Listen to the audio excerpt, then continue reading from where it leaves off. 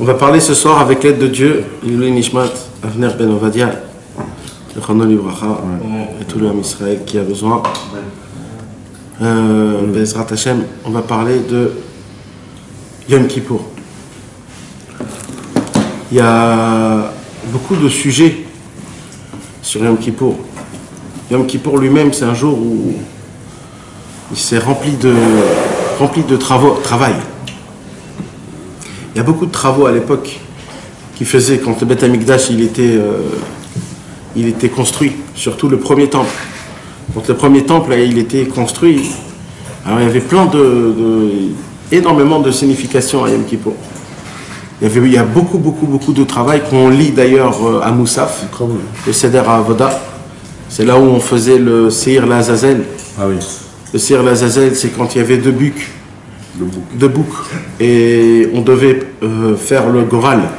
Le sort entre les deux. Un, on envoyait sacrifier. Le deuxième, on le jetait d'une grande montagne jusqu'à qu'il devenait complètement... Et tous les péchés du Ham Israël, ils partaient avec ce buc. Et ça, c'était une chose. Après, il y avait on prenait le buc, on le prenait l'autre pour sacrifier, on amenait dans le temple. Et là-bas, le Kohen Gadol, il faisait la shrita et il prenait le sang. Le premier sang, il le prenait, il le mettait dans un ustensile qui était fait en or, qui était que pour Yom Kippour, Et ce sang-là, il coulait. Dès qu'il terminait de couler tout le sang, il prenait, il rentrait dans le Kodesh HaKodashim, ce qui ne se passait pas toute l'année. Alors avant ça, il faut que je vous explique que dans le Beth Amikdash, il y avait trois sortes d'entrées. Il y avait les Ezrat Israël, il y avait l'endroit là où il y avait le Mizbeach, là où on faisait les korbanot. Là, les Juifs, même les Yehudim, ils pouvaient rentrer là-bas. Même les Yehudim. Ils pouvaient rentrer là-bas sans aucun problème, etc. Mais il n'y avait pas un ordre. C'est-à-dire un ordre. Celui qui rentre en premier, rentre en premier. Ouais, non, on pouvait rentrer, il n'y avait pas de problème. Le monde, il n'y avait pas... L'essentiel, c'était en dehors. Ils étaient tous en dehors du Beth Amikdash, parce qu'on pouvait voir tout ce qui se passait. Donc ils attendaient, ils regardaient, ils voyaient. Maintenant, dans la normalité, c'est des Kohen normales qui font le travail dans le Beth Amikdash. Sauf à Kippour. À Kippour, c'est le seul moment où c'est que le Kohen Gadol qui fait tout le travail. Le Kohen Gadol, normalement, c'est comme un roi. C'est comme le tzaddik de la génération. C'est comme le tzaddik Amiti. Il y avait un Kohen Gadol un seul. Par génération. Donc descendant direct d'Aaron et Cohen. Ça pouvait durer. Le seul qui a duré le plus longtemps, je crois que c'est Ishmael. Il y en avait plein. Il y en avait plein qui ont tenu beaucoup. Il y avait Rabbi Ishmael Kohen Gadol, il y avait Rabbi Ishmael Ben Elisha, il y avait Shimon HaTzadik. Shimon HaTzadik, c'était un Kohen Gadol qui a tenu énormément. Il était avec Alexandre le Grand, il y avait beaucoup. Il y avait des Kohanim Gdolim, c'était tous des très très grands tzadikim. Maintenant, comme c'est comme un roi. Donc le Kohen Gadol, lui, on lui demande rien de faire. Lui, il doit juste rentrer, voir que tout ça se passe comme il faut. Il avait comme une pièce qui lui appartenait à lui. Il était là-bas toute la journée dans le temple, dans la pièce du temple. Et là-bas, il étudiait, il faisait ce qu'il avait besoin de faire, etc., etc. Maintenant, mais donc on lui demandait pas trop de faire des choses parce que lui, c'était comme le patron. Mais Yom Kippour, c'est une autre histoire. Yom Kippour, c'est pas pareil. Yom Kippour, tout le travail se fait avec le Kohen Gadol. Du matin au soir. Ouais. Et c'était pas un travail petit, parce que le Kohen Gadol, tout se faisait à Yom Kippour. Aujourd'hui, nous, qu'est-ce qu'on fait à Yom Kippour? Pour être pardonné. On prie toute la journée. Mais à l'époque, dans le Beth Amikdash, là-bas, ça rigolait pas. Ils jeûnaient aussi. Là-bas, ils jeûnaient tout. Mais l'Israël, pendant que le Kohen faisait ça, faisait quoi l'Israël? Ils étaient là-bas, ils regardaient, ils attendaient, ils patientaient. Ils faisaient quoi, ils patientaient? Ils étaient là-bas, ils faisaient teshuva, c'était intense, il y avait une énergie qui était très spéciale.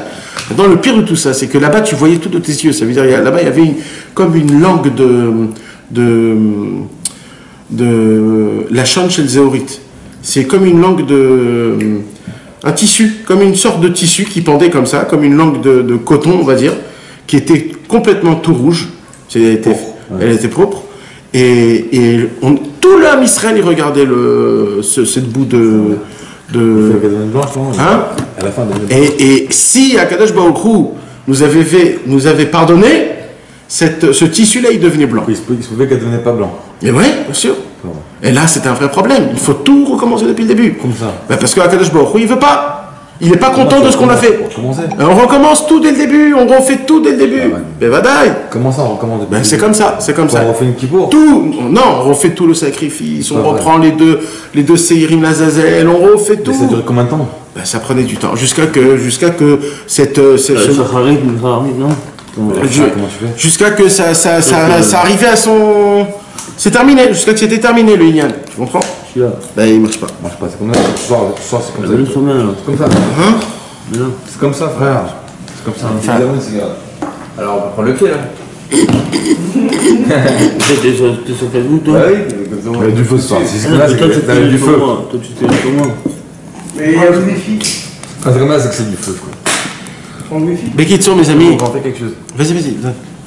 Attends, j'ai une solution pour toi. Il est dans ma chambre. Alors. Attends, regarde, une solution pour toi. Il fait une bonne des douces. Ouais, avec Vas-y, continue, je vais te mettre tout, je vais juste mettre. Tu connais tes codes? Moi-même, je connais pas. Bah, c'est bien alors. Il est bon, Jameson, hein, il est bon. Bah, on fera donner. Donc, t'es sur Facebook là? Ah oui, on t'a dit, ça fait 30 fois que tu répètes. Amine. Ouais. Mais qui sont les amis, écoutez bien, ce soir, ce qu'on va étudier, c'est du jamais vu. Hein. Les mettre. Parce que pas tout le monde a l'habitude de parler de Kippour. Parce que Kippour, c'est entre Rosh Hashanah et Sukkot. Alors, où on parle beaucoup de Rosh Hashanah, et comme Sukkot, c'est une grande fête, alors on parle que de Sukkot, et Kippour, c'est un jour où on n'en parle pas. Alors, ce soir, mes amis... Non, et aussi, on a peur d'en parler. Et aussi... Moi, je te dis la vérité, Parce que pour 90% du monde, c'est le jour du jugement, ça fait peur. Oui, mais nous, on a un problème. Nous, on a un problème. Attends. C'est pourquoi on a un problème là. Comment on est à Ouman? Attends, je fais une petite On pause. a la salle. Tov. Quand ça marche, tu. Mais qui sont... Alors, qu'est-ce qui se passe, mes amis? Donc, en fait, tout était intense à l'époque. À l'époque, tout c'était du live. Ça veut dire, si Akadosh Baruch Hu, il nous pardonnait, alors on était vraiment tous contents. S'il nous pardonnait pas, il fallait tout reprendre dès le début. Et là, attendre que Akadosh Baruch Hu, il nous pardonne. Donc, c'était vraiment du live. Tu voyais si vraiment Hachem, il est avec toi ou s'il n'est pas avec toi. Par contre, là, aujourd'hui... Des fois, il était pas... Bah oui, bien sûr. Bien sûr. C'est quoi, pardon général? Non, mais il le faisait jusqu'à. Non, pardon général, Et pour toutes les fautes de tout l'homme Israël, complètement. On repart tous dès le début, plus rien. Mais recommencer jusqu'à se donner blanc. Hein? Automatiquement, ça donne blanc. Je vais recommencer. Ouais. Normalement, tout dépendait du Kohen Gadol, parce qu'en fait, tout est sur ses épaules. Donc c'est le Kohen Gadol, en fait, qui tenait tout sur ses épaules. C'est lui, le Kohen Gadol, le représentant de tout l'homme Israël, qui venait se présenter devant Akadosh Baruch Hu, et qui disait à Akadosh Baruch Hu, je t'en supplie, Hachem, pardonne le homme Israël, fait qu'il y a des bonnes xérotes cette année, etc., etc. Donc en fait, tout ça, c'était un travail qui était énorme et grand. C'est-à-dire, c'était pas juste une petite chose. Maintenant, aujourd'hui, malheureusement, oh, shalom aleichem. Non, c'est réglé. Yann? Non, ouais. T'as dit? Ça va. Ça va. Et... Merci. Ouais. Shalom aleichem. Un petit peu. T'es déjà revenu ou pas? Très bien. Les Kitsour, mes amis, ce qui se passe, c'est quoi? Les Kitsour, ce qu'il passe, c'est que aujourd'hui, malheureusement, on n'a pas tout ça. On n'a pas donc le Kohen Gadol qui va faire le travail pour nous pardonner nos fautes. On a tout ce qu'on fait à Kippour, c'est une sorte de comme si. C'est juste pour se rappeler un petit peu, tout petit peu, ce qui se passait à l'époque. Mais en vérité, on dépend complètement de Akadosh Baruch Hu, qu'Akadosh Baruch Hu, il puisse venir à notre pardon en nous demandant vraiment qu'Akadosh Baruch Hu ait pitié et miséricorde de tous nos problèmes à nous et qu'Akadosh Baruch Hu puisse nous accorder vraiment le pardon. Et on ne sait pas. Mais comment je pose une question, mais comment on peut, à Rosh Hashanah, être inscrit ou pas dans le livre de la vie, de toute l'abondance que je peux donner, et comment on peut arriver à ce moment-là après à Kippour et demander une capara ou un pardon? Ça vient pas, ça. Ouais, pas l'inverse. Non, ça vient pas. Tu dois d'abord être inscrit dans le livre de la vie et être inscrit parce que. À Rosh Hashanah, tu es écrit. À Kippour, tu es tamponné. C'est-à-dire, même si Chas v'Shalom tu as été écrit dans un mauvais livre à Rosh Hashanah, ça peut changer jusqu'à Kippour. D'accord, ok. T'as compris? À Kippour, c'est là où on ferme le dossier. C'est fini. Tu peux changer encore. Tu peux changer. Moi, j'ai une autre question. On te dit que si tu viens au Rosh Hashanah, C'est la folie. Et ben, il n'y a pas. Ça y est, c'est ton année, elle est faite. Tu peux aller dormir. Tu viens où? Et revenir l'année prochaine. Il faut juste préparer le prochain l'année prochaine.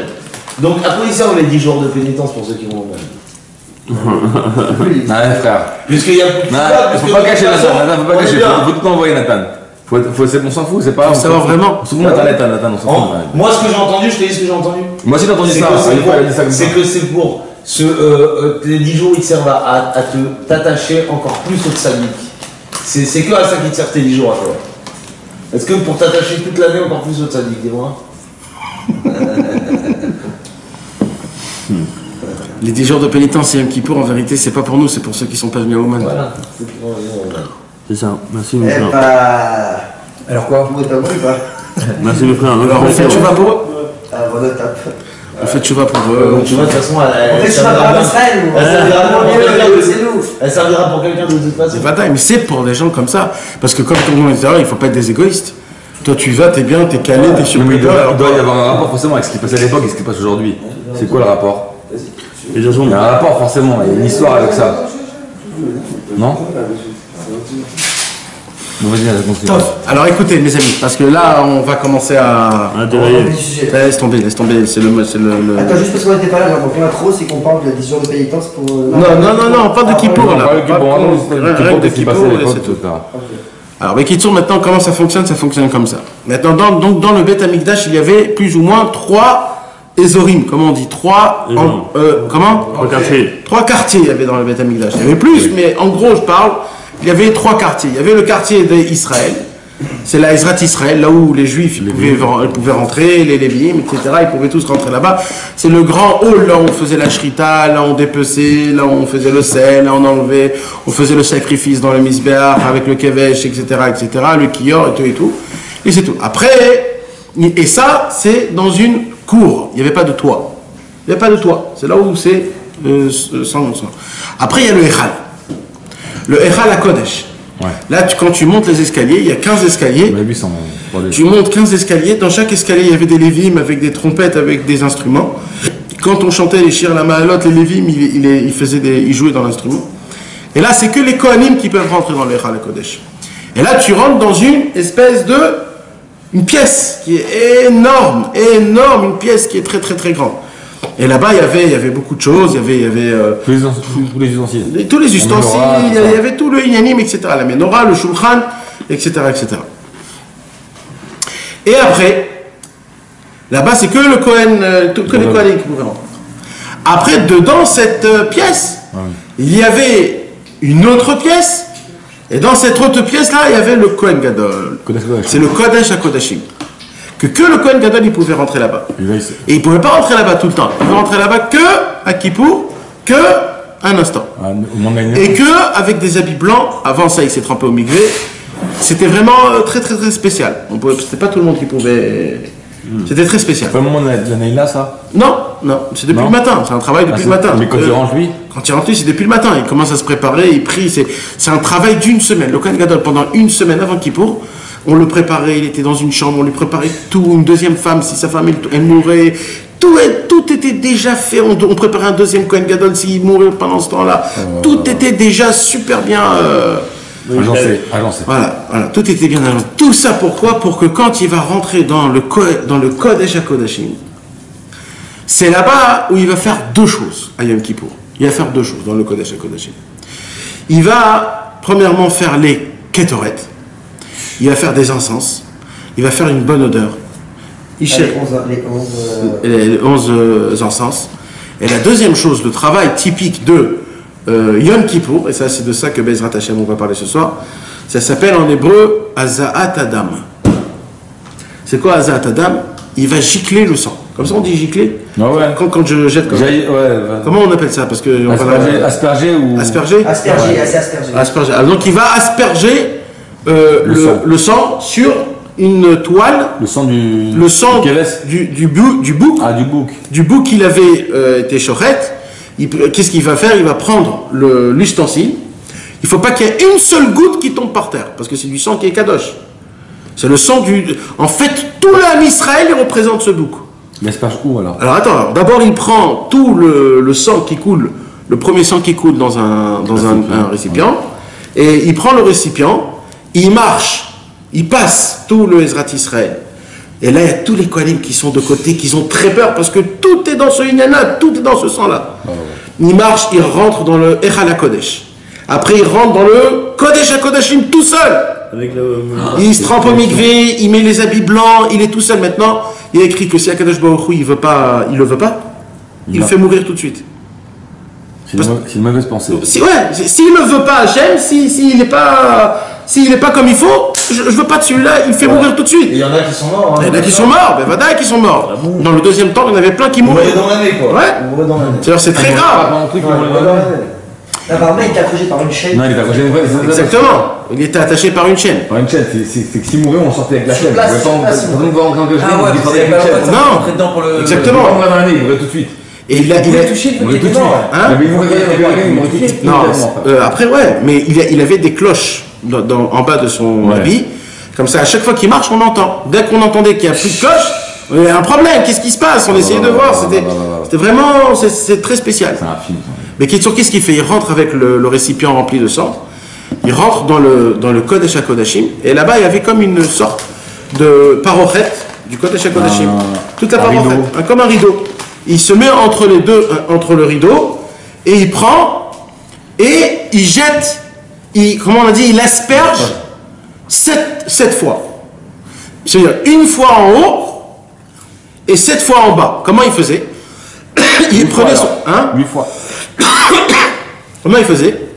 Il prenait son doigt, il trempait son doigt dans le récipient, et il faisait avec son doigt comme ça. Avec le pouce ou avec le... Avec son doigt. Celui-là, l'index. Ouais, il prenait, il faisait rentrer, il était obligé de dire Echad, il fait comme ça. Après il remettait Echad, Shtaim, Shalosh, Arba, Chamesh, Shesh, Sheva. Il remettait le sang, il allait se tremper au mikvé, il remettait ses 8 habits, il retournait, il reprenait du sang, et pour rentrer, il se remettait encore au mikvé, il enlevait ses habits, il mettait les habits blancs, il rentrait 7 fois. 7 fois, il faisait comme ça. Maintenant, comment il comptait? Alors écoutez bien. Alors on va parler de ça. On va parler de ça. Maintenant, ça c'est tout Kippour. Hein. Et ça c'est écrit dans la Torah, c'est comme ça qu'il faut faire. Maintenant, tout Kippour c'est ça. Allez, le vrai Kippour c'est ça. Ça s'appelle les Hazaot. Les Hazaot, on va le lire dans Moussaf. Achat ve'achat, achat ve'shtaim, achat ve'shalosh, achat ve'arba. Alors, ça veut dire quoi? Il y a achat c'est 1 en haut, après c'est achat ve'achat, achat ve'shtaim, achat ve'shalosh. Ah, c'est 49 encore, il fait en alors, comme ça, une fois, 49 fois 49, il fait. Non, 49 fois. 1 plus 1, il recule. Quand il fait 1, il dit achat ve'achat. Après, il dit achat ve'shtaim. Achat ve'shalosh. Toujours achat ve'achat. Il fait d'abord le 1, il fait le 2 d'abord. Je vais vous dire comment on dit en français. Il fait d'abord 1, après il dit 1, 1, 1, 2, 1, 3, 1, 4, 1, 5, 1, 6, 1, 7. Après, il retourne, il revient, il refait la même chose. 1, 1, 2, 1, 3, 1, 4. Alors la question la plus grande, c'est pourquoi tu comptes 1, 1, 2, 1, 3, 1, 4, 1, 5. Ah oui, le 1. Celui de Koud. C'est quoi le 1? Toujours Achat ve'achat, achat ve'shtaim. Pourquoi achat ve'shtaim? Pourquoi achat ve'shalosh? Echat, shtaim, shalosh, arba, c'est tout, point barre. Vous avez compris la question, les amis? Mais ça correspond à quoi 7 déjà? 7 quoi? C'est quoi 7? Pourquoi 7? Il n'y a pas de correspondance, c'est la Torah qui t'a dit. Ah oui, toujours quelque chose. Tu peux dire 1 milliard de choses, mais Tarles, on ne sait pas. Ah, on sait pas une La Torah, elle te dit pas. La Torah, elle te dit c'est comme ça qu'il faut faire. Point barre. Pas de question, tu comprends pas. Maintenant, tu peux dire tout ce que tu veux, mais Tarles, dans la Torah, il n'y a pas écrit pourquoi et comment, etc. C'est le travail. Non, le travail, c'est ça. C'est d'aller prendre ce sang et de le faire asperger sur la parochette du Kodesh HaKodashim. Et quand tu as fait ça, normalement, Akadosh Baruch Hu, il est satisfait de ton travail et il te pardonne. Et après, tu pourras rentrer dans le Kodesh HaKodashim, etc., etc. Donc, c'est un très très grand travail. Déjà, nous, maintenant, mes amis, il faut que vous compreniez que tout Kippour, c'est l'asperge. Hein? Alors, attends, on va en parler. Donc, tout Kippour, c'est de faire cette... C'est comparé à la chambre nuptiale. C'est comparé à la chambre nuptiale qui est de l'homme et de la femme, en vérité. Comment tu dis? Asperger. Asperger. D'accord? Tout sur la hasard, c'est cet asperger-là. Ah là là. Je sais pas comment. Gicler de sang. Aspersion. C'est aspersion? Ouais. Aspersion. Non, Si, bah, je te frère. Aspersion. Aspersion. Ah, si. Alors mes amis, Ça sonne pas nos oreilles. On me met très mal, justement. alors écoutez mes amis maintenant, hein, c'est très important. Razak, Jimmy. Oh, Jimmy. Ah. Un pédouche là. Oh là là. Ah, mais après, vous partir plus tôt. Razak, Jimmy. Attends, mon frère. D'amour. Jimmy, c'est réservé. Avec sa mère. Et il a combattu les cerfs, là. Dis pas le score. C'est bon, frère. Je veux. T'aimes qui pas? On a le temps. Ouais. Ok, super. Alors Il faut se préparer à battre une belle. Il arrive tout, il arrive. Il y a des travaux? Paris par qui? Non, c'est bon. alors donc maintenant ce que nous il faudrait qu'on essaye de comprendre, c'est quoi toute cette histoire de gicler du sang sur un bout de tissu qui était situé dans l'endroit le plus élevé possible au monde. Surtout de ne pas en faire couler. Et ouais, de pas en faire couler, de le faire ça très avec une cavana, c'est avec Bekitsour, c'était une histoire en entier rien que pour faire ce travail-là. Maintenant, il faudrait savoir c'est quoi. Première question. Deuxième question, pourquoi quand le Cohen il asperge, il doit dire 1, 1, 1, 1, 2, 1, 3, pourquoi 1, 2, 1, 3, 1, 4? Qui compte 1, 2, 3, 4, 5, 6, 7, point barre, c'est tout, terminé l'histoire. Pourquoi dire 1, 1, 1, 1, 2, 1, 3, 1, 4? Normalement, c'est pas comme ça qu'on compte. Pourquoi il doit compter Arad ve'Arad, Arad ve'Shtaim, Arad ve'Shalosh? On a Bekana pendant le Homer. Oui, mais c'est pas du tout pareil, quoi. Ça veut dire, là on parle d'un autre ignal complètement, c'est le Kippour, tu comprends? Kippour, c'est un seul jour, c'est un seul travail. Et il n'y a pas un autre jour comme ça. Il faut que vous sachiez quelque chose. Il y a écrit dans Sefer Hamidot, le jour où un homme il fait Teshuvah, ce jour-là, il n'est pas compté dans le temps. Parce que la Teshuvah, elle a été faite avant que le monde a été créé. Ouais. Avant la Torah. Avant tout, avant la création du monde, la Teshuvah a été créée. Avant. Akadosh Baruch Hu, avant la création du monde, il a créé le fait que si un mec un jour il a fait des péchés, s'il fera Teshuvah, il n'y a pas de problème. Même s'il retombe. Même s'il retombe. Pourquoi? Parce que la Teshuvah, c'est quelque chose d'énorme. C'est pour ça, après que, quand Akadosh Baruch Hu, il a posé la question aux anges, qu'est-ce que vous en pensez? Est-ce qu'on fait le monde ou pas? Les anges, ils ont dit, mais non, c'est des fauteurs, ils vont fauter. Ils disent, ah, mais vous, ce que vous savez pas, c'est que la Teshuvah, elle a été créée avant la Torah. Donc la Teshuvah, elle est beaucoup plus forte que la Torah. Donc même si on n'applique pas la Torah, il y a la Teshuvah dedans.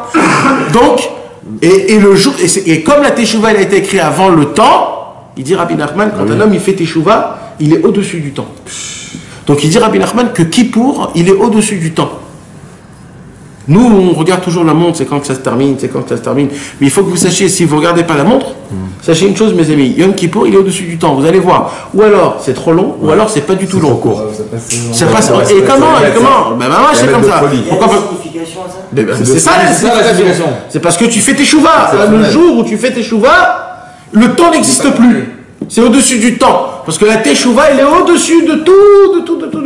Attends, une bonne question. Un juif normal, qui fait pas la religion, qui fait pas Shabbat, peu importe, et qui va juste à Kippour, et qui jeûne, et qui va chercher tout, il continue à faire Teshuva. Bien sûr, s'il fait Teshuva, s'il veut faire Teshuva, il faut que chaque année. Peut-être qu'il va changer d'avis en partant de Kippour, en sortant de Kippour, peut-être qu'il va se dire, ah, c'est à partir du moment. Non, mais s'il est sincère au moment où il le fait, ça. C'est Teshuva, c'est ça qu'il veut. Je vais te dire plus que ça.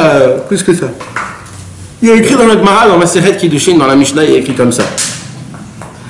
Aujourd'hui, comment on se marie? Tu vois une femme, tu vas devant un rave, et le rave il te marie. Mais le mariage, Béhémet, mamage, il faut qu'il s'attrape sur quelque chose, le mariage. Tu peux pas juste dire un truc, un mot, il faut qu'il y ait quelque chose. Alors nous, qu'est-ce qu'on fait aujourd'hui? On met la bague. La bague, c'est tout s'attrape. C'est le kinyan que tout s'attrape. D'accord. Maintenant, si maintenant un mec il n'a pas de bague et il veut quand même se marier avec quelque chose, il faut qu'il essaye de trouver un truc que comme quoi tout le mariage il se tient dessus. Non, à part la ketouba. La ketouba c'est un. La femme, tu veux dire. Ouais. C'est obligé que ce soit quelque chose de matériel. Non.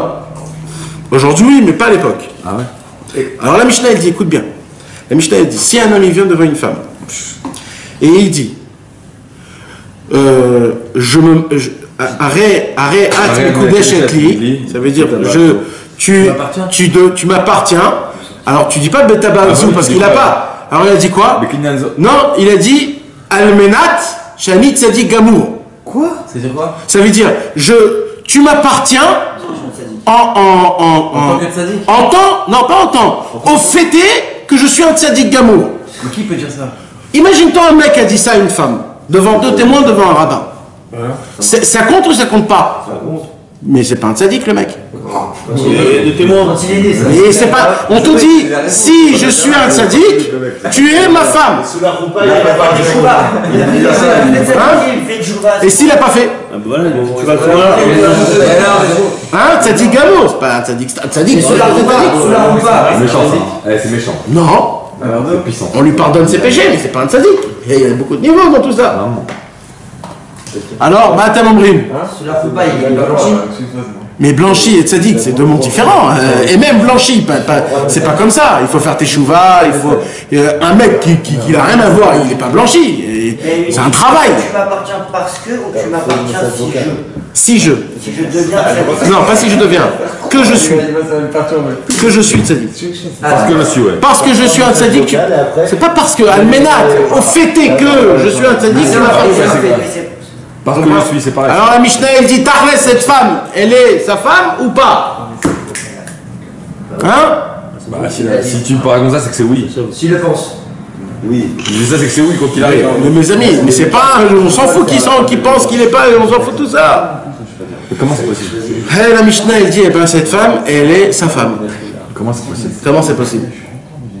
Elle dit, parce que quand il a dit ça, ça se peut qu'il y ait eu une infraction de seconde d'un hirour de Teshuvah aussi fort qu'il est arrivé à un niveau de Tzadik Gamour. Rien que pour un safek pareil,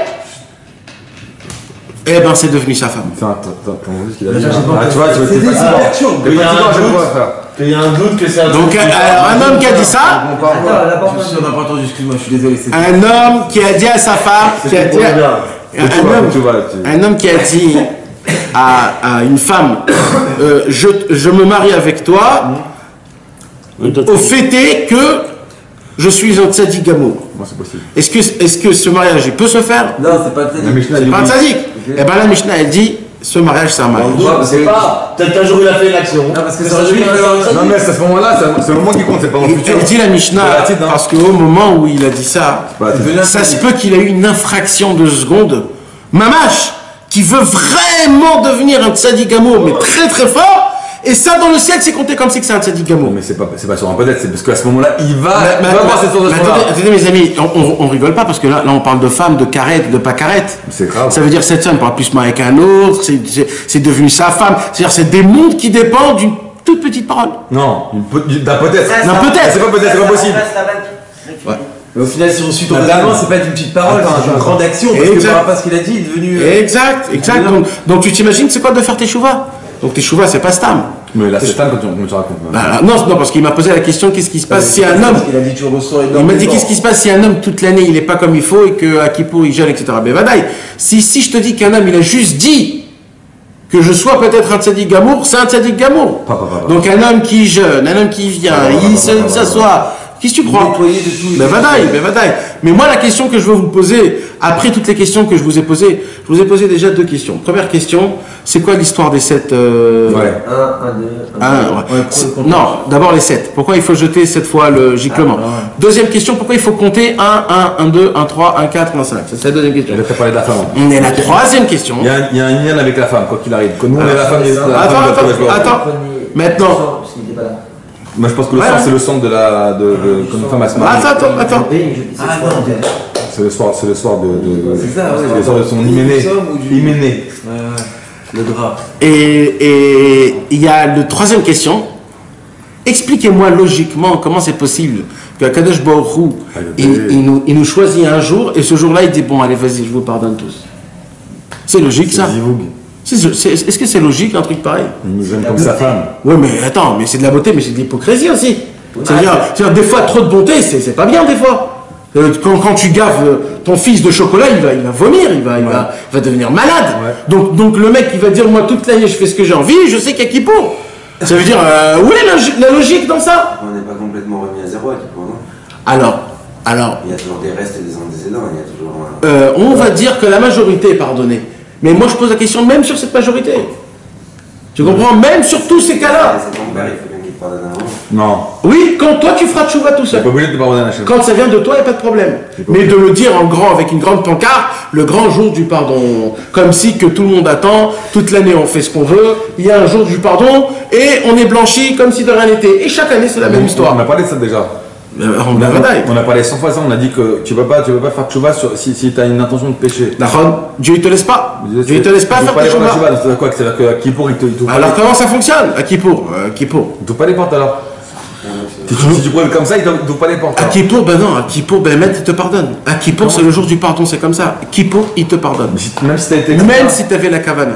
Quand tu demandes pardon à Kippour, t'es pardonné. C'est pas possible, c'est la père avec son fils. Mais carrément, on dit, tu peux pas voter volontairement, vous devez faire tchouva. Sauf une sorte de faute, toutes les fautes qui sont avec son prochain.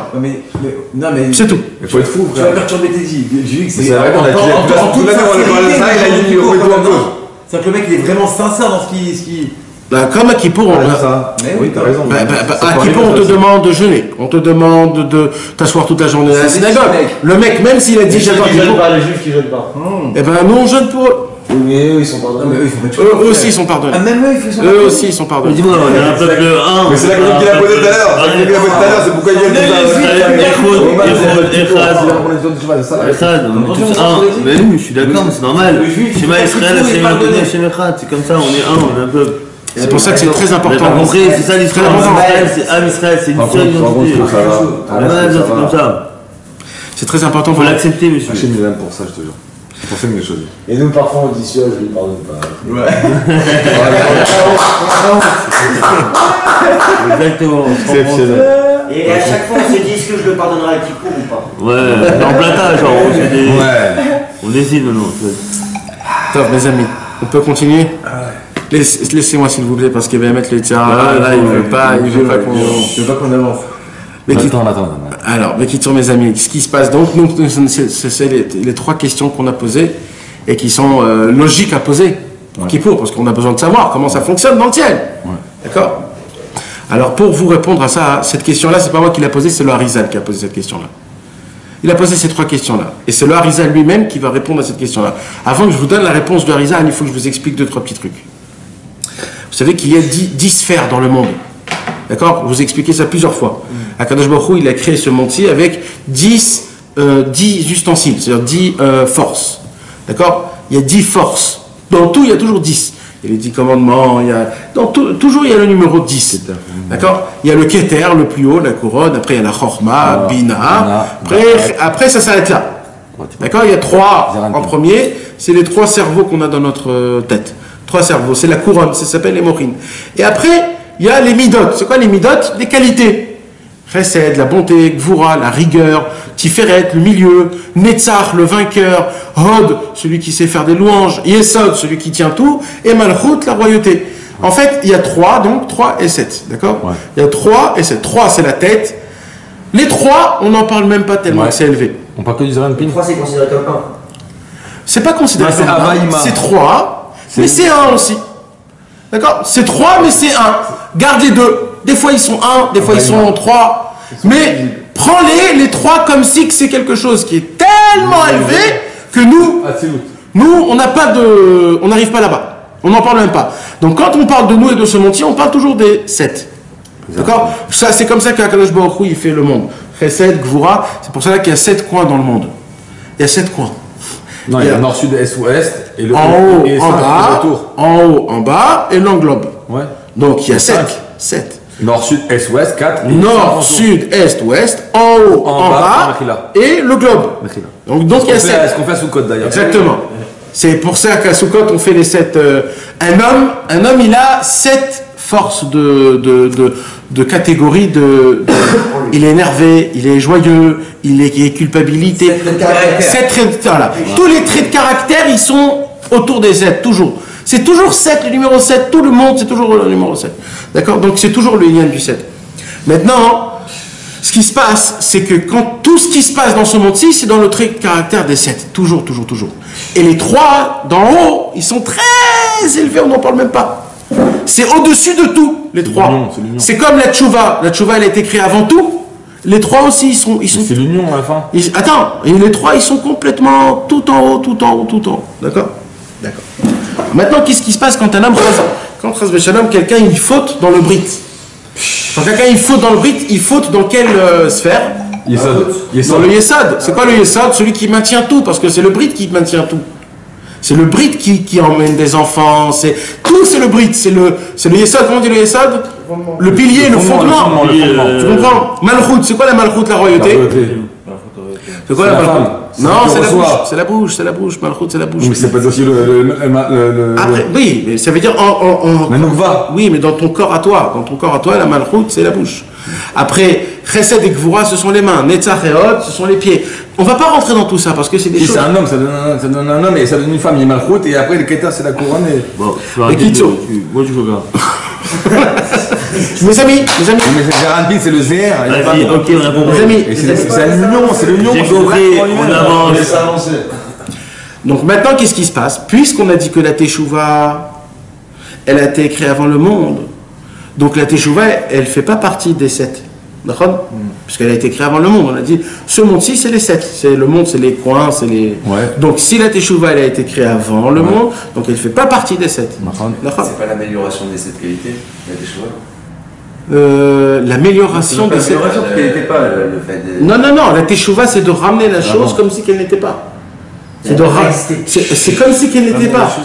Tu dois monter dans un endroit, là, comme si qu'elle n'était pas, elle n'existait pas. C'est ça la Teshuvah. C'est pas de l'améliorer. Améliorer les qualités. Non, mais les qualités, ils sont parfaites. C'est Dieu qui les a créées. Ouais, c'est nous qu'on les déforme. Mais de base, les qualités, ils sont parfaites. Donc, nous, ce qu'on doit faire, c'est d'essayer de revenir à l'endroit, là où on était, avant la faute. Où il n'y a plus de faute. Avant la machin. Tu comprends? Alors maintenant, ce qui se passe, mais il y a un truc, écoutez bien ce que je vais vous dire. Il y a un truc où, comme la Teshuvah, elle est dans ce monde-ci, il y a aussi une Teshuvah qui est de ce monde-ci. C'est quoi la Teshuvah de ce monde-ci? C'est la Teshuvah comme c'est écrit dans la Torah elle-même. La Torah, elle te parle de la Teshuvah. Qu'est-ce qu'elle te dit, la Torah? La Torah, elle te dit, si tu te confesses, tu dis à Hachem, tu avoues tes péchés, et tu promets de plus refaire, et tu regrettes, 3 choses, alors là, Kadosh Baruch Hu, il te dit, c'est pardonné. Ok? Ça, c'est la Teshuvah des 7, de ce monde-ci. Mais il y a une Teshuvah, la vraie Teshuvah, la Teshuvah de base, qui est au-dessus de ces 7-là, au-dessus de ce monde. Cette Teshuvah, on ne la connaît pas, parce que nous, on n'est pas là-bas, on est dans ce monde-ci. Donc, on ne connaît qu'une sorte de Teshuvah. C'est quoi la sorte de Teshuvah qu'on connaît? C'est la Teshuvah de Ribono Shel Olam, maître du monde. J'avoue, j'ai fait ça, ça, ça et ça et ça. Je te jure que je regrette et je prends sur moi de ne plus refaire. Dès que tu as fait ça, Akadosh Baruch Hu, il dit Machoul, Machoul, Machoul. On repart dès le début. Et. C'est pas Machoul, pardonner. Pardonner, c'est pardon, c'est pardon. Mechila. Et c'est ce qu'on te demande à faire à Yom Kippour. Et c'est ce qu'on te demande à faire à chaque fois que tu fais un péché. On te demande toujours de faire quoi? Ces 3 choses-là. Avouer, confesser, avouer, regretter et prendre sur moi-même de pas. Ça s'appelle tchouva tata'a. Tchouva d'en bas. Mais il y a une tchouva ilaha. Il y a une tchouva plus grande. Quand je parle de la teshuva tata'a, vous êtes avec moi, mes amis, ou c'est compliqué? C'est compliqué? Non. Vous êtes avec moi? C'est bon, tourné là. Il n'y a pas de connexion, il n'y a rien. Ouais, exactement. On parle des sirops de la question qu'on parle de. C'est dommage, ça m'énerve. Bon, non, vas-y, nous. Mais parce que mes amis, je vous dis, ça c'est de la. C'est comme ça, Nathan, c'est comme ça, vas-y. Il n'y a pas quelqu'un d'autre qui a fait ça? Mais c'est comme ça, tu peux pas, comme ça, c'est comme ça. Tu veux faire? Il est là, Voilà, c'est Facebook là. Ouais, mais c'est sur son. C'est ça, avec l'ordinateur. Il faut partager en fait. Alors mes amis, venez, on reste. Donc il y a la teshuva que nous on connaît, c'est la teshuva tata'a, et il paraît, comme ça il nous dit Rabbi Shimon Bar Yochai, il paraît qu'il y a une teshuva ila. Ah, mais on ne sait pas ce que c'est la teshuva ila. Parce qu'on regarde à nous. Je sais pas. Je sais pas. En tout cas, ça existe. Tu comprends? Il y a une Teshuvah là. Bien sûr, c'est Dieu qui. Mais comment? Mais on sait pas ce que c'est. Dieu qui fait une Teshuvah. Nous, on connaît que la Teshuvah Tata. Ok? Jusqu'à maintenant, c'était l'introduction. Sur les deux, il faut qu'il Voilà. Maintenant, j'arrive à la réponse du Harizal. Attends, 2 secondes pour rentrer. Voilà, la réponse du Harizal. Maintenant, j'arrive à la réponse du Harizal. Comment c'est possible que Yom Kippour, c'est un jour, pendant Yom Kippour, c'est un jour. Non, mais il a bugué le téléphone, il a pris un virus. C'est bon, Trop fort ce qu'on dit. Il a pris un virus le Il y a téléphone. plus rien qui tient. Non, il faut les de remettre le Il a pris téléphone. un virus le téléphone, il faut que tu mettes un antivirus dans ton téléphone. Voilà, la réponse. Laisse tomber. Mais qu'est-ce ce qui se passe? Écoutez bien. Il vient le Hari Akadosh et il dit, vous voulez savoir c'est quoi le secret de Yom Kippour? À Yom Kippour, il se passe un truc comme jamais dans toute l'année, il se passe. Qu'est-ce qu'il a dit Rabbeinu? Et ça, c'est d'après Rabbeinu, parce que là, on fait un lien entre le Hari et Rabbeinu. Regardez comment c'est. Sans Rabbeinu, on ne peut pas comprendre le Hari. Bah oui. Qu'est-ce qu'il a dit Rabbeinu? Il a dit Rabbeinu, le jour de Kippour, il est au-dessus du temps. D'accord? Il a dit comme ça Rabbeinu? Ça m'emmène où tout ça? Eh bien, écoutez bien. Ça veut dire quoi, ça m'emmène au-dessus du temps? Au-dessus de la Teshuvah des Malas. Non, il dit comme ça le Hari Akadosh. Pour qu'on puisse arriver à un pardon aussi grand que ça pardonne tout l'homme Israël, qu'il fasse Teshuvah, qu'il ne fasse pas Teshuvah, tout, complètement, ça ne peut pas être dans les 7. Il faut monter dans les 3 d'en haut. Mais comme les 3 d'en haut, ils n'appartiennent pas dans ce monde-ci, donc à Kippour, on n'est pas dans cette planète, on n'est pas dans ce temps. C'est la raison pour laquelle tu es obligé de ne pas manger, de ne pas être avec ta femme, de ne pas mettre des chaussures, toute la journée dans une bête à Knesset. Pourquoi? Parce que tu dois sortir de ce globe, de cette planète, monter dans les 3 sphirotes en haut, et il dit le Harizal, pour que tu débloques la Teshuvah une fois dans l'année, la Teshuvah et il dit pourquoi ça va? Il dit parce que la Teshuvah elle t'amène dans un endroit où le péché n'existe même pas. Donc quand tu arrives là-bas et tu dis pardon, Hachem il te dit mais de quoi? De quoi? De quoi t'es pardonné? T'es pardonné de quoi? Mais il y a des conditions. Il faut que tu jeûnes, il faut que tu sois assis toute la journée dans la synagogue, tu es habillé en blanc parce que t'es tout blanc. T'es tout blanc, t'es nickel. Et t'as pas de chaussures et parce que mais alors, vous avez compris les gars? Attends, d'abord j'explique Léa, mes amis. On va tout toucher, tout. Vous allez voir comment sans Rabbeinu, on peut pas étudier le Harizal, on peut pas étudier rien du tout. Ça c'est, comme t'as dit toi, c'est de la théorie. Mais d'abord, il faut la comprendre, la théorie, comment elle fonctionne. Alors, ça fonctionne ou pas? Ne t'occupe pas du dossier. Bon, vous avez compris, les gars, comment ça fonctionne? On a bien compris? Ouais. Donc là, on a compris une chose, que c'est quoi? On a compris que oui, Teshuvah, on a un inyan avec Teshuvah. Teshuvah, c'est une Teshuvah qui est au-dessus ce monde-ci. Il est au-dessus les sphères, il est au-dessus notre vie. On ne peut jamais atteindre la Teshuvah. Il a rien du tout, que le jour de Kippour. Le jour de Kippour, on monte dans le Olam Bina. Bina, c'est les 3. La Bina, c'est la Teshuvah. Et là-bas, Akadosh Baruch Hu nous ouvre une porte. Cette porte, c'est la Teshuvah.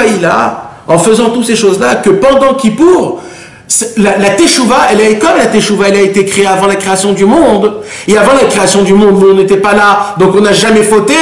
Quand tu montes dans ce monde-ci, tu montes dans un monde où il n'y a jamais eu de faute. Et c'est pour ça que à Kippour, tout le monde est pardonné. Même celui qui, écoutez, tout le monde, même celui qui fait pas tout ça. Chas v'shalom, même celui qui fait pas. Mais lui, le pauvre, c'est une autre histoire. Mais c'est, tu comprends? C'est pas maintenant on va se dire, je suis pardonné, laissez-moi tranquille. Ça, c'est pour comprendre la Teshuvah d'en bas, ça. Que la Teshuvah d'en bas, on la comprend pas. On n'oublie pas de la Teshuvah d'en haut pour comprendre la Teshuvah d'en bas. T'imagines comment? Parce que plus la personne, elle ressent cette Teshuvah, parce que c'est certain qu'on la ressent tous, ça, un petit peu à Kippour. Non? On le ressent, on vient à la synagogue, à la fin, la Neila, le chauffard, les trucs comme ça. On est obligé de ressentir un truc qui se passe. Celui qui veut pas jeûner, qui veut pas faire Kippour, il vient à un moment donné. Il vient 5 minutes, il vient. Alors pourquoi? C'est pas stable, c'est parce que on rentre dans le monde de la Teshuvah. Et ça, c'est la réponse du Hari Akadosh en nous expliquant que c'est pas une Teshuvah des Midot, de Zer Anpin, C'est une teshuva des mochim, c'est une teshuva d'en haut, du Olam Abina, tout en haut, avant la création du monde, à la pensée d'Akadosh Baruch Hu, tout en haut, tout en haut, tout en haut. Maintenant, on va expliquer pourquoi il faut faire 7. Pourquoi il fait 7? Écoute bien, Teddy. Écoutez bien. Pourquoi maintenant il doit gicler 7 fois? Il dit parce que le Kohen Gadol, on a dit que c'est le Kohen Gadol qui, en fait, tout se pose sur ses épaules, en fait. C'est lui qui fait tout le travail, c'est pas nous. Nous, on fait rien, nous. Nous, juste, on demande pardon, mais le Kohen Gadol, il va tout prendre, il va emmener. Alors, qu'est-ce qu'il fait, le Kohen Gadol? Le Kohen Gadol, en fait, c'est lui qui fait ce travail. Il rentre où? Dans le Kodesh HaKodashim. Il rentre dans le Kodesh HaKodashim et il dit à Hachem. Alors là, écoute-moi bien, il dit Hachem Yitbarach. Il dit, je veux ce pardon que tu vas me faire cette année-là, je veux pas que tu me pardonnes des 7 sphirotes. Je veux le pardon de la 8e. Donc, je fais tomber 1, je fais tomber 2, je fais tomber 3, 4, 5, 6, 7 pour passer. Mais après, on a celui d'en haut. 1 en haut. En premier, on a dit 1 en haut. D'accord? Et après, on a dit 7 en bas. Oui ou non? On a dit comment on gicle? On gicle une fois en haut et 7 fois en bas. D'accord? Qu'est-ce que ça veut dire quoi? Ça veut dire que le Kohen Gadol il dit Hachem, je veux la tchouva d'en haut, mais pas la tchouva des 7 d'en bas. Et c'est pour ça qu'à chaque fois que je vais faire 1, je dis 1, 1, 1, 2.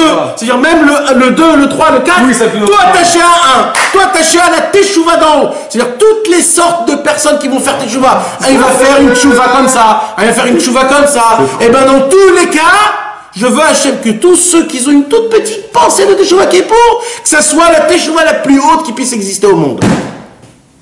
C'est pour ça qu'on dit achat, achat ve'achat, achat ve'shtaim. Le achat, c'est le 8e, c'est la bina, c'est là. Exactement. C'est la Géoula, c'est ça. Vous avez compris, les gars? C'est parce que nous, le Kohen Gadol, il demande, je veux Hachem, que tous les sortes de teshuva qu'ils vont faire l'homme Israël, ce ne soit pas une teshuva nas. Je veux que ce soit une teshuva de achat. Celle du 1, celle des 3 mondes, des 3 sphères qui sont élevées, là où on tient la teshuva ilaha, que ça soit une bombe atomique. Ça veut dire, c'est pour ça qu'à Kippour, en fait, je vais aller plus loin que ça. Ça n'existe pas un juif que le jour de Kippour, il n'a pas une pensée de teshuva. Tu vois? C'est ça en fait. Et cette pensée-là, grâce à ça, il fait teshuva. Parce que le mot Yom Kippour, rien que de dire le mot Yom Kippour, c'est une kapara. Mais quand tu fais ça et tu sens c'est le mec qui se marie qui n'a pas de kinyan. C'est le mec qui se marie qui n'a pas de kinyan, qui n'a pas de bague. Qui dit moi je suis un tzaddik gamour, qui s'attache à ce niveau-là. Même si je n'ai même pas l'engagement, je fais tu vois quand même. Maintenant tout ça, mes amis, c'était de la théorie. Arrête, c'est qui leur suivent de toi. Ah, mais c'est de la théorie tout ça. Arrête. C'est le tzaddik de ça, c'est le tzaddik qui fait ça. Parce que celui-là, il me fait Dieu. C'est du Kohen Gadol. Mais ça, c'est du Pas la Steve Nanar. Celui qui fait ce travail-là, qui fait les podiums Israël dernier. Ah là, où je le fais Chatef. Vas-y. Pourquoi? Ah là, on n'a rien fait. Tu sais rien, tout est là. Khazak, fais Kibou ici, on éteint. T'as bon, t'as arrêté toi. Alors ok. Alors maintenant, qu'est-ce qui se passe? Non, on ne va plus pas. Ça va faire du bruit. Pour moi, ça marche pas, pour moi. Si, voilà. Ah ok, c'est bon. Alors, Beketso, qu'est-ce qui se passe? Il se passe comme ça. Alors maintenant, ça c'était notre théorie. La transition. Maintenant, tout ça, écoutez les gars, parce que là on commence à percer là. D'accord? Tout ça c'était quand le Beth Amikdash il était construit. Ah, aujourd'hui il n'est pas construit, le cocotte. Alors qu'est-ce qu'on fait aujourd'hui? Tout ça c'est fini. Terminé. Comment on fait aujourd'hui? On le reconstruit. Mais pendant ce temps-là. Plus élevé que la construction. Mais pendant ce temps-là, tu crois que notre petit Moussaf en disant il a été des trucs pour qu'on puisse en construire. Il a été des trucs que pour qu'on puisse en construire. On avait un Kohen Gadol, on avait. Non, c'est pas ça, c'est que si c'était autant technique qu'il fallait pas qu'il fait tomber une goutte, comment aujourd'hui, avec une simple prière, alors que c'était autant technique, on peut faire la même chose? Exactement. Et en plus, à l'époque, qu'est-ce qui se passe? À l'époque, qu'est-ce qui se passait? À l'époque, on avait un Kohen Gadol qui était un tzaddik gamour. Tu comprends? Ouais, en plus. On avait un tzaddik gamour, il prenait tout sur lui-même. On avait le Ham Israël qui était. On avait les boucs. On avait le temple, on avait Yerushalayim, on avait les Lévi'im qui chantaient. On avait les encens, les ktorettes, les korbanot, tout ça. Il va envoyer une je vais tomber. Alors, comment c'est possible? Comment c'est possible? Comment c'est possible, malheureusement, qu'aujourd'hui, on ne peut pas atteindre à quelque chose de pareil? Mais c'est quoi, ça aide pas? Ça aide, mais c'est pas pareil. Moi, ce que je veux du vrai comme c'était à l'époque du Kohen Gadol. Moi, je veux le vrai Kohen, je veux le vrai temple, je veux le vrai bouc, je veux tout comme c'était à l'époque. Et malheureusement, le temple a été détruit, j'ai plus rien de tout ça. J'ai une petite synagogue avec un petit rabbin qui fait ses chants et je suis là toute la journée et je rentre chez moi à la maison comme si que rien n'était. J'attends mon couscous boulette et voilà. Alors, c'est ça mon Kippour. C'est ça mon Kippour. À l'époque, ils chantaient, ils dansaient, ils se saoulaient toute la nuit après Kippour. C'était la fiesta. Tout Yerushalayim. Tout Yerushalayim à l'époque. Tout Yom Kippour, c'était la fête, tout le monde chantait, dansait, tout Yerushalayim, ils étaient... Après Kippour, tout de suite après Kippour. Mais nous, qu'est-ce qu'on est? Nous, on est là, on allume la télé, on voit qu'est-ce qu'il y a, on zappe, on est fatigué, je dis à ma meuf, je veux mon truc, je prends la cigarette, je vide, je me truc. Mais c'est ça ton Kippour, il peut dans Shalom. Après on se casse la tête, ma souka, comment je vais la faire? Oh, c'est la fête du monde Kippour. Alors où il est mon vrai Kippour? Où il est mon vrai Kippour? Eh bien, cette question, c'est pas moi qui l'ai posée. Cette question, c'est Rabbi Nathan. Là, on passe à Rabbi Nathan. Parce que là, tu vas voir qu'est-ce qu'il fait Rabbi Nathan des paroles du Hari. Tu vois comment il va te les prendre avec des trucs, il te les jette des feux d'artifice, frère. Comment il te met tout en concret, il te brûle ta tête, ton cerveau, ton cœur, il t'allume de tous les côtés. Rabbi Nathan, il te fait montrer comment tout c'est du concret. Sans Rabbi Nathan, on peut rien dans ce monde-ci. On ne peut pas s'imaginer ce que c'est, mamage. Il faut mamage faire une bracha de chez Rianou, Vekimanu, Viganu, Azmanazé, à chaque fois qu'on découvre un chidouche de Rabbi Nathan, un tel. C'est de la folie, c'est de la folie. C'est mamage de la folie. Bekitso, écoutez bien, mes amis. Alors Rabbi Nathan, il dit. Alors Rabbi Nathan, il dit, top, je voudrais savoir, d'abord, est-ce que c'est possible que ça se passe? Alors, si on dit que la Torah, elle est Chai Vekayam, la Torah, elle est l'éternité, ça n'existe pas qu'il y ait un truc qui s'arrête pendant la... Si c'est écrit dans la Torah, c'est jusqu'à la fin de tous les temps. Donc si c'est écrit dans la Torah, c'est que ça se passe tout le temps. La question c'est, comment? Et est-ce qu'on peut... Comment ça fonctionne? Comment ça fonctionne? Alors, Rabbi Nathan, il dit, j'ai trouvé. Il dit, Rabbi Nathan, j'ai trouvé. Mais pour ça, il faut d'abord poser la question, c'est quoi, aujourd'hui, concrètement, Teshuvah Ilaha? Parce que c'est ça qu'on parle, nous, on a besoin d'attraper la Teshuvah Ilaha. C'est d'attraper la Teshuvah là où la faute n'existe même pas. Pourquoi nous, on doit faire, nous d'abord, on doit passer par le processus normal, et ceux qui n'y arrivent pas, le processus de la Teshuvah Ilaha, qui est au-dessus de tout le temps, qui, comme si on n'avait pas fauté, est-ce qu'elle nous appartient à nous? Est-ce que nous, on doit rechercher là? Alors, c'est une bonne question. Alors, c'est une bonne question que j'ai oublié de vous dire. Alors, déjà, Rabbi Nathan, il dit formellement, que le Kohen Gadol, c'était le travail à lui de prendre et de faire pardonner toutes les fautes du Ham Israël. C'est le Kohen Gadol qui faisait pardonner les fautes. Malach, c'est lui qui faisait. Et lui, il dit aujourd'hui, Rabbi Nathan, il dit aujourd'hui, il y a quelqu'un qui a pris la relève du Kohen Gadol, c'est le tzaddik authentique. Aujourd'hui, le tzaddik authentique, son travail, c'est de faire le travail du Kohen Gadol. Et il dit, dans le ciel, il y a un temple. Dans le ciel, il y a le Kodesh, Kodesh HaKodashim, la Ezrat Israël.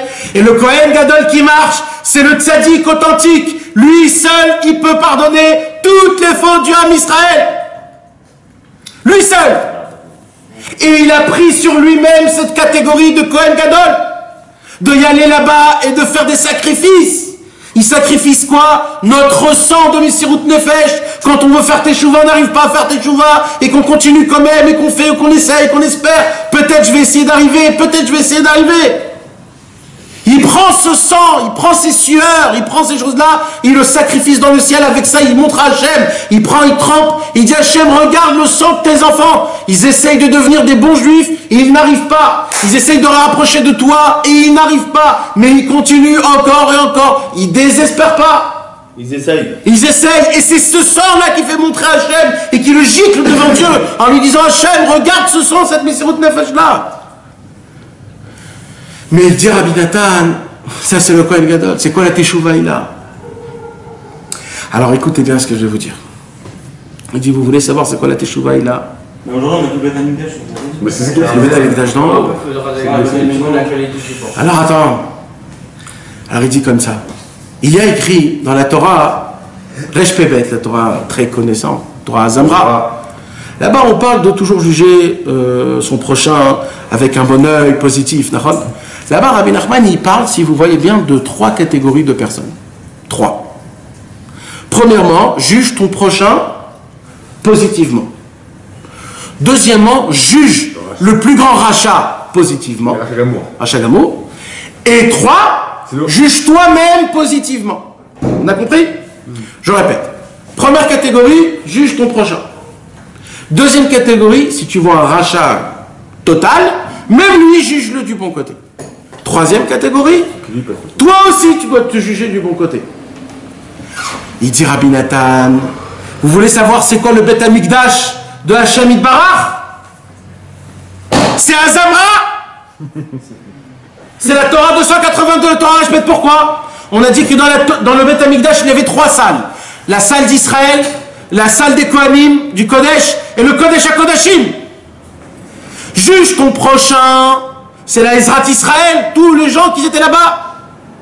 C'est la première salle en haut dans le ciel. Quand un juif, il juge tout son prochain positivement, il crée dans le ciel le Beth Amikdash, la première partie. Il dit, continue Rabbi Nathan, quand tu juges le Rachat Gamour, tu crées le Kodesh, le Echal, tu crées la grande maison du Beth Amikdash. Et il dit à la fin du compte, quand toi-même tu te juges du bon côté, tu crées le Kodesh HaKodashim. Et là il dit, c'est pour cela que quand tu t'es jugé du bon côté, donc tu n'as jamais fauté. Si tu n'as pas fauté, c'est la Tchouvaïla, c'est Yom Kippour, c'est le Beth Amikdash, c'est le Kohen Gadol. Mais vous imaginez de quoi on parle? Non, tu fais un résumé là. Mais vous imaginez même pas de quoi on parle. Mais vous imaginez, ça veut dire Rabbeinu il t'emmène quand tu fais Azamra de découvrir dans le ciel la tchouva il a. Pourquoi? Parce que c'est comme mon travail, t'as fauté. Qu'est-ce qu'il te dit Rabbeinu? Ne regarde pas la faute, regarde le bon côté qui se cache. Comment tu fais quelque chose comme ça? En fait, tout ce qui fait Hachem dans la tchouva il a, c'est je regarde pas la faute, je regarde que le bien. Donc il te dit Rabbeinu en fait, en appliquant Azamra, c'est-à-dire en appliquant le concept de juger soi-même, le rachat et son prochain du bon côté, tu crées le temple du Beth Amikdash et c'est ça, la Teshuvah Ilaha que tu découvres dans le ciel et que le Kohen Gadol, il est makriv en haut après 120 ans. Eh ben. Alors moi j'ai une question. Comment on faisait entre le temple et Rabbi Nachman? Entre les deux? On était dans un vrai problème. Et quand tu juges quelqu'un... Il y avait pas de temple et pas de Kohen Gadol. Il y avait la Rizal. Il y avait Rabbi Shimon, il y avait le Rizal, il y avait le Baal Shem Tov. Chacun il avait son inyan, sa recette.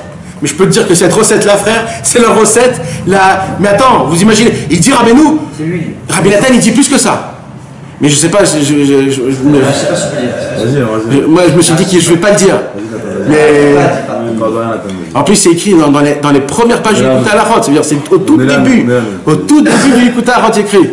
Il dit Rabbi Nathan, je vais vous le dire en secret, il dit Rabbi Nathan, en vérité, celui qui applique ces 3 catégories-là de Azamra, qui fait le travail d'Azamra, ce jour-là c'est son Yom Kippour. C'est comme un Yom Kippour, même s'il fait le 25 décembre. Il fait un Yom Kippour en plein milieu de l'année. Parce que quoi? Parce que tu fais tout le travail de Kippour. Ça, c'est pas mal. Ben voilà. Il dit en fait, Rabbi Nathan, en fait, Rabbeinu nous a découvert une façon de comment faire Kippour en plein milieu de l'année. Et là, il dit Rabbeinu, et tu crois que c'est que toi que tu fais tes chouvas? Puisque tu as fait tes chouvas là, c'est le monde en entier.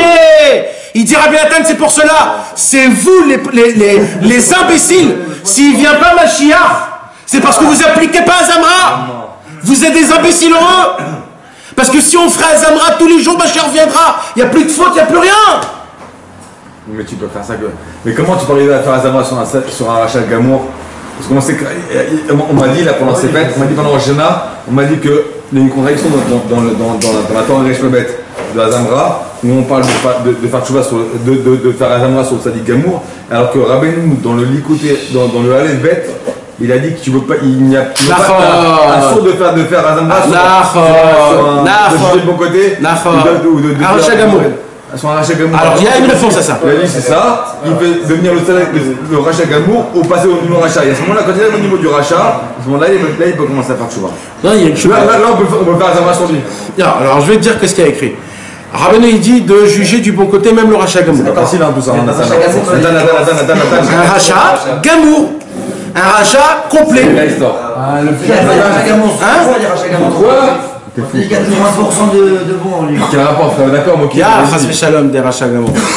Que Dieu nous en préserve. Nathan, mais comment nous Ouais, des athées, des. Il y en a. Dieu nous en préserve. Parce que c'est à la fin. C'est qui le rachat Gamour? C'est celui qui fait fauter les autres. Bah, on parle des juifs. Bah oui. Nathan, comment c'est possible? Comment c'est possible que moi, que là on parle, c'est très beau, c'est magnifique, c'est exceptionnel.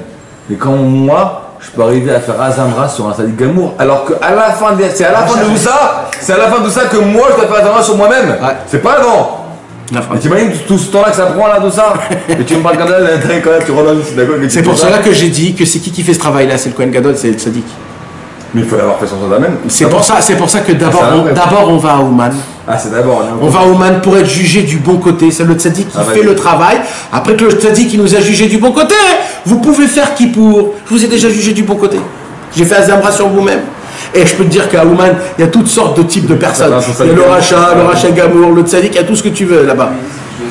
C'est pour ça que c'est tellement important, c'est tellement haut, c'est tellement élevé. Yom Kippour, c'est le moment, l'endroit le plus haut niveau. Tu t'imagines ce qui se passe?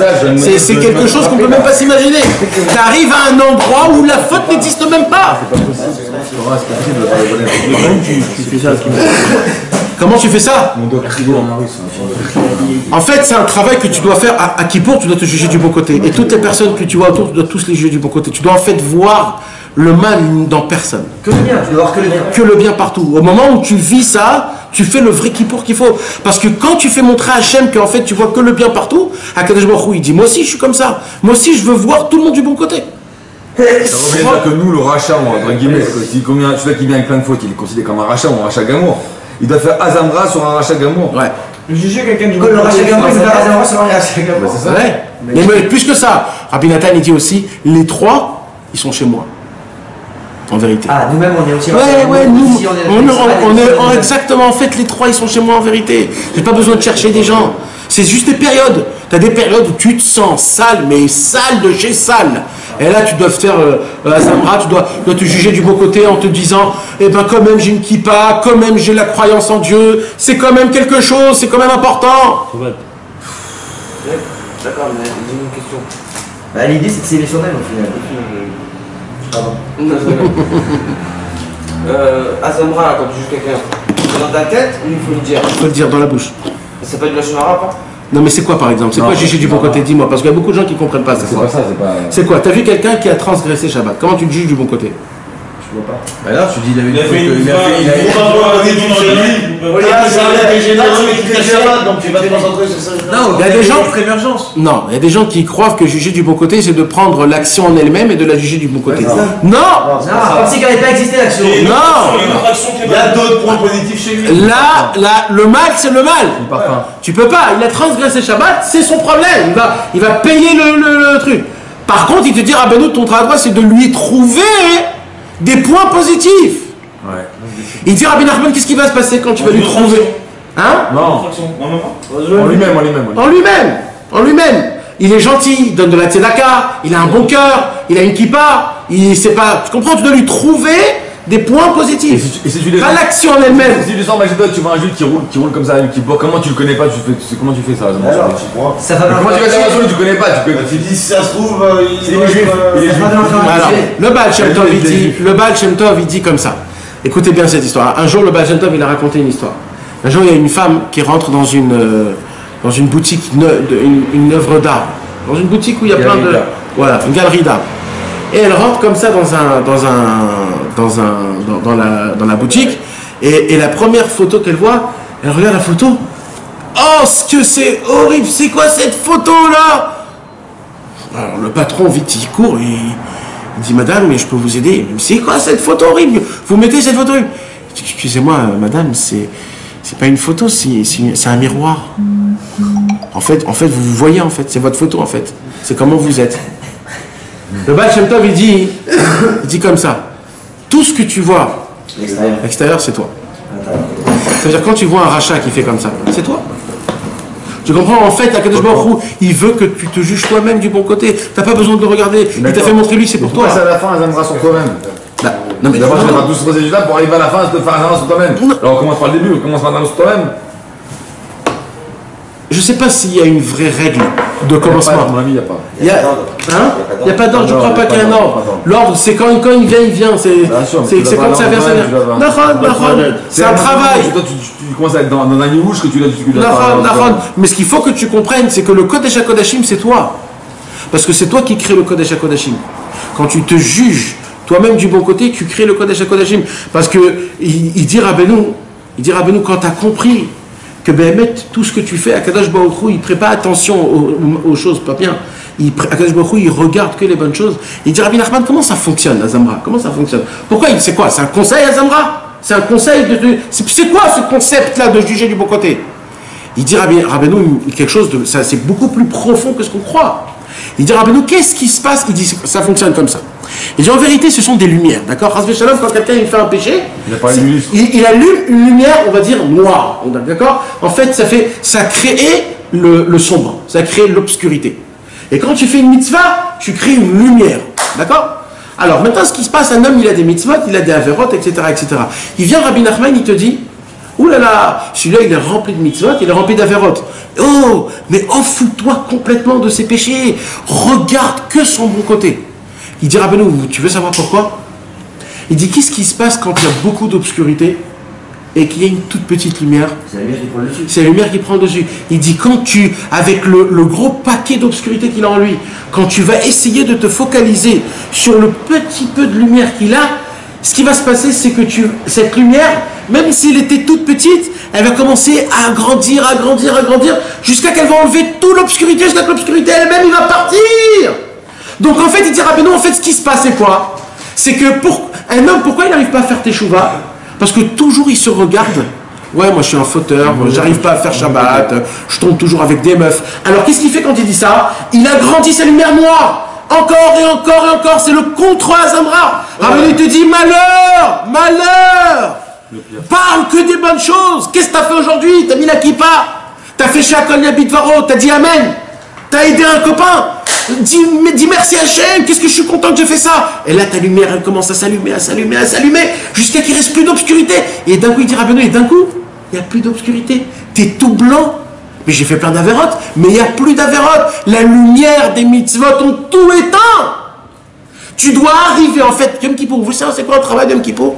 En vérité un vrai Kippour, c'est de s'asseoir avec sa tête et de regarder tout ce que j'ai fait toute mon année de bien. Si tu arrives à faire ça, je peux te dire, frère, après Kippour, pas t'es blanc, t'es Blanche-Neige.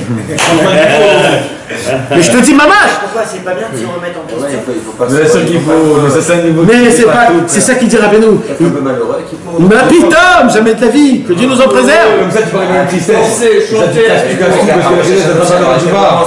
On demande pardon. On demande pardon, mais c'est tout, pas plus que ça. Pas tu dois rentrer dans le. Voilà, j'ai dit, avouez. Mais ça, c'est toute l'année. Avouez, je te dis, il y a deux sortes de teshuva. Il y a teshuva il a A et teshuva tata. Teshuva tata, c'est quoi? On a dit avouer, regretter et prendre sur moi-même. Et ça, on le fait aussi. Ça, normalement, on va le faire. Le genre de Kippour également. Oui, Ça, il y en a plein oui. Mais ceux qui font ça, ils ont la teshuva de bas niveau. Maintenant, moi, je te présente une nouvelle teshuva. La teshuva il a, c'est tu arrives dans un endroit où la faute n'existe même pas. T'imagines, ça veut dire que ce travail-là, comment il est fort. Maintenant, ça, le tzaddik, il le fait. Malheureusement, il y a des juifs qui n'arrivent pas à le faire parce qu'ils ne connaissent pas. Mais c'est le vrai Kippour, c'est de faire Azamra sur soi-même. Mais comment tu vas faire? T'as appris un truc. Comment tu dois faire? Eh ben frère, quand il y a la Chazara, je sais pas quand t'as un coup. C'est un grand trahison ça.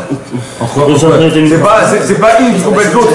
C'est pas la chouva des attaques qui vient compléter celle des Ira. Non. C'est deux choses différentes complètement. Il y a quel rapport? Tu viens à Kippour avec des sacs.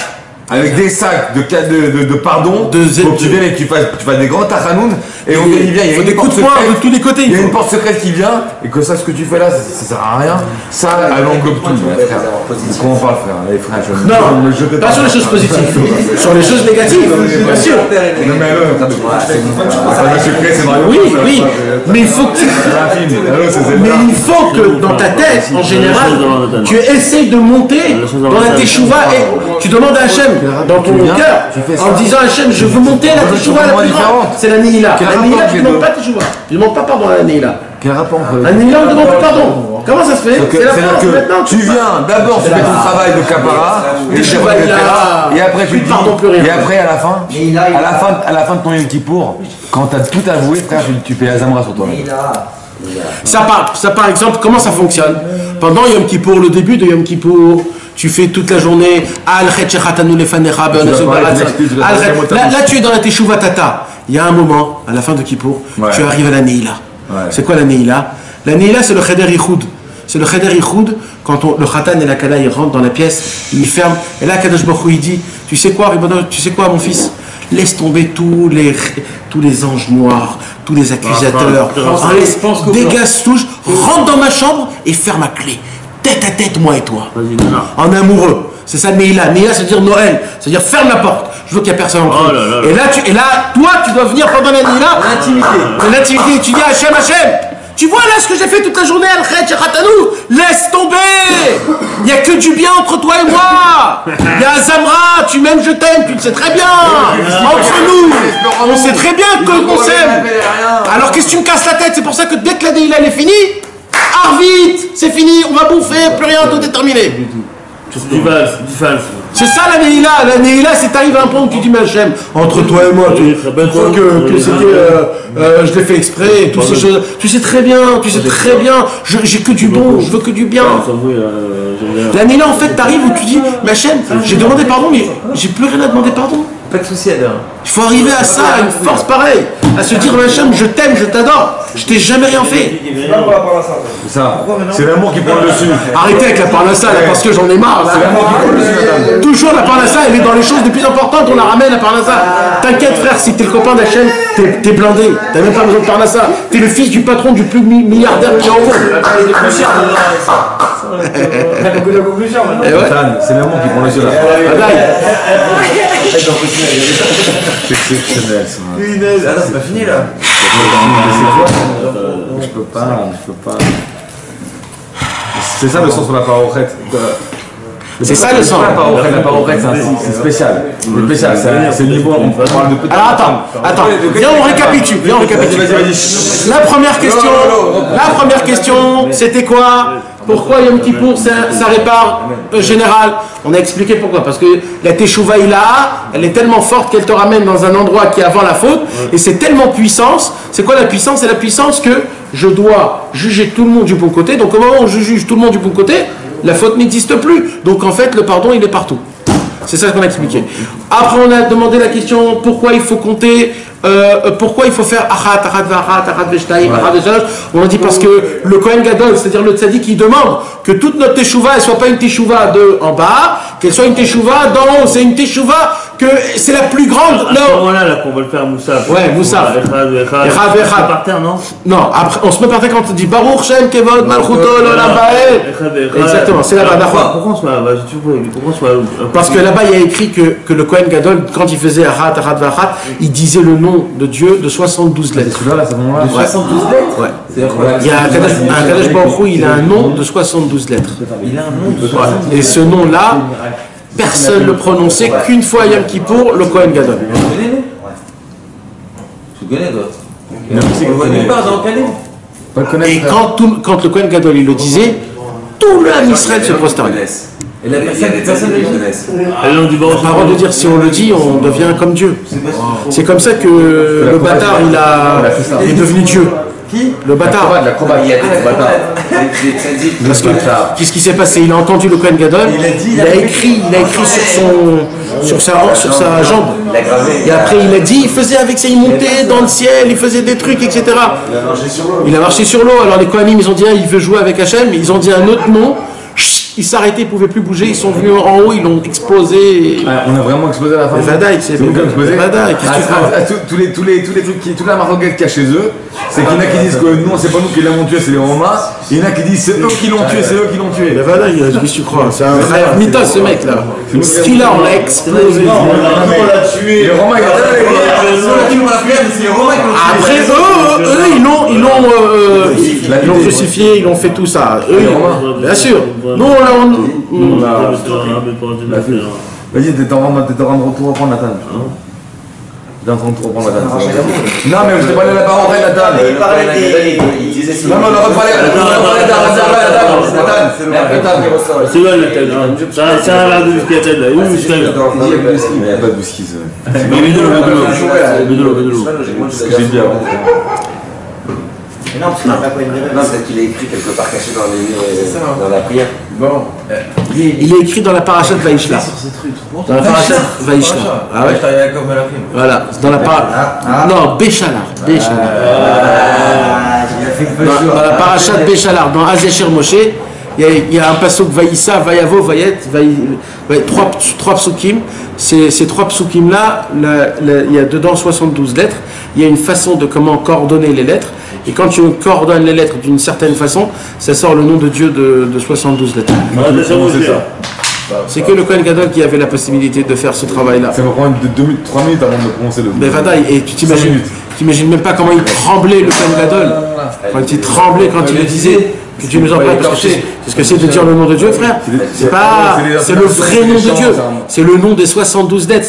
C'est le nom le plus haut. Dieu, il a le nom de 72, il a de 42, il a de 11. Et après il a 4. Mais non, on n'a rien, nous. Et donc il l'utilise pour demander pardon pour tout Israël. Ouais. Par supplication, etc., etc. Parce que quand tu prononces ce nom-là, parce que 72, c'est la gematria de Chesed. Chesed, c'est la bonté. Ça veut dire, Akadosh Baruch Hu, il a plusieurs noms.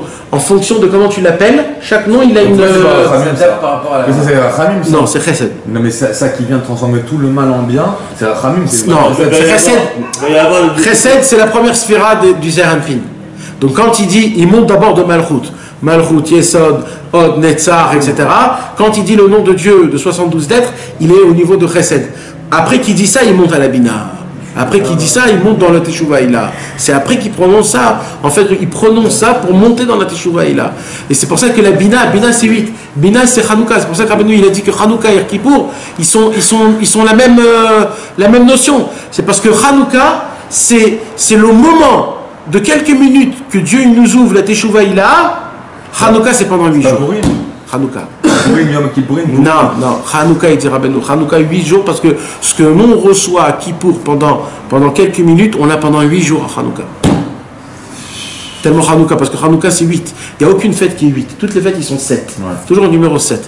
Mais Hanouka c'est 8, parce qu'on est dans la Bina, on est dans la Teshuvah Ila. Hanouka, ça veut dire jusqu'à Hanouka, Akadosh Baruch Hu, il attend si on fait Teshuvah ou pas. Il attend. Jusqu'à Hanouka. Après Hanouka, il ferme. Azot Hanouka. Mais jusqu'à Hanouka, c'est le Yom de... Le Shabbat Hanouka. C'est pour ça Shabbat Hanouka, Ouman, il est tellement important. Il a fait, il a tamponné, mais il attend. Non, là, écrit dans le livre. Après Hanouka, ce qui a été fait, ça a été fait. C'est ce qu'il vient de dire. Maintenant, tu peux toujours changer, mais c'est très très très dur. Shabbat Hanouka. Vraiment. Nathan, c'est la réconciliation quand il rentre dans le Kohen Gadol avec la Parochette. C'est ça. C'est le soir, il se rend compte le zivouk, c'est le zivouk de Yisro Marie. C'est ça. C'est tout le cours. Comment c'est possible le soir? C'est quoi le soir avec la Parochette? Et le Kohen Gadol, la chambre du mari de la femme, c'est la Chine. Et tout le Inyan du concept de Kodesh Baruch Hu et Am Israël, c'est le concept de Nukva et de masculin et de féminin. C'est le lion. C'est le lion, c'est le lion. Il n'y a pas de péché. Quoi non? Le peuple en ouf, il n'y a pas de péché. Quoi non, Nathan? Rosh Hashanah, c'est la naissance. Il n'y a pas de péché, c'est que du rire. Du féminin et du masculin. À Rosh Hashanah, on est. D'accord, le mâle et la femelle, ils naissent à Rosh Hashanah. Pendant les 10 jours de pénitence, ils reçoivent les 10 sphirotes. C'est la mâle et la femelle. Dès qu'ils reçoivent les 10 sphirotes, ils deviennent des garçons. Donc à Kippour, il reçoit la perfection des 10 sphirotes, le mâle et la femelle. D'accord? Le mâle et la femelle. Il reçoit les 10 sphirotes pendant les 10 jours de pénitence. Donc il naît à Rosh Hashanah. Dans Rosh Hashanah à Kippour, il y a 10 jours. Les 10 jours, c'est les 10 sphirotes. Chaque jour, il reçoit une sphira. Chaque jour, en fait, il grandit. À Kippour, l'homme, il devient un homme et la femme, elle devient une femme. Entre Kippour et Sukkot, c'est la préparation au mariage. Ils n'ont pas le même Kippour, non? Entre Kippour et Sukkot. Attends. Entre Kippour et Sukkot. Entre Kippour et Sukkot, c'est la préparation du mariage. C'est la préparation au mariage. C'est Non, le les fiançailles. Français, on dit que c'est Shavuot. Non, La choupa, non, tout ça, mes amis, c'est de Rosh Hashanah jusqu'à Shmini Atzeret. Maintenant, ce qui se passe, c'est qu'à Sukkot, le soir de Sukkot, c'est le mariage. La choupa. C'est la choupa. C'est pour ça qu'on rentre dans une souka. La souka, c'est comme une choupa. Et combien de jours de Sheva Brachot? 7. Combien de jours de Sukkot il y a? 7. Maintenant, le soir, à la veillée, à Hoshana Rabbah, c'est le Zivoul. Hoshana Rabbah, c'est le Zivoul. Et à Shmini Atzeret Simchat Torah, elle tombe enceinte. Attends, c'est quoi le zivouk? L'union. Et après, elle Et le soir même, elle tombe enceinte. Et le bébé, c'est toute l'abondance pour toute l'année. Là, et c'est qui l'homme et la femme? L'homme, c'est Dieu, la femme, c'est nous. Vous avez compris? Le bébé, c'est ma chère. Et c'est ça le secret. Donc notre travail à nous, toujours de prendre le loulav, le étroit, etc., c'est pour essayer de faire grandir tout ce travail-là. Rabbeinu, il a dit, tout ce que les tzadikim ils font depuis Rosh Hashanah jusqu'à Shmini Atzeret, c'est-à-dire ce qu'on vient d'expliquer, moi je le fais le soir même dans Baruchou.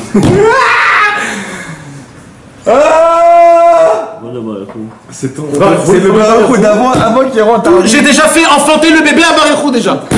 J'ai pas besoin de Kippour, de Shmini Atzeret, de Shana Rabbah, Sukkot, pas besoin. Le Baruchou du soir de Rosh Hashanah, j'ai déjà tout fait enfanter déjà. C'est Moran. Quel Torah? Dans Chaim Moran. il va visiter. Oh, il va. Vous savez pas qui vous avez affaire, les gars. Vous savez pas.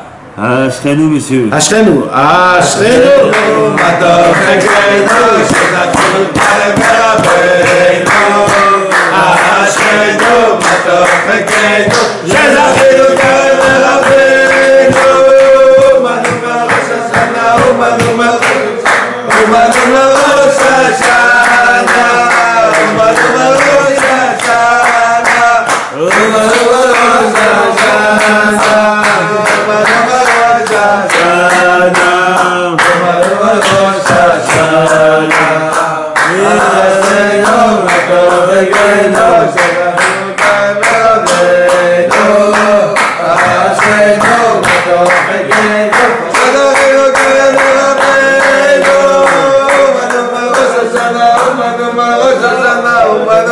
Rosh Hashanah.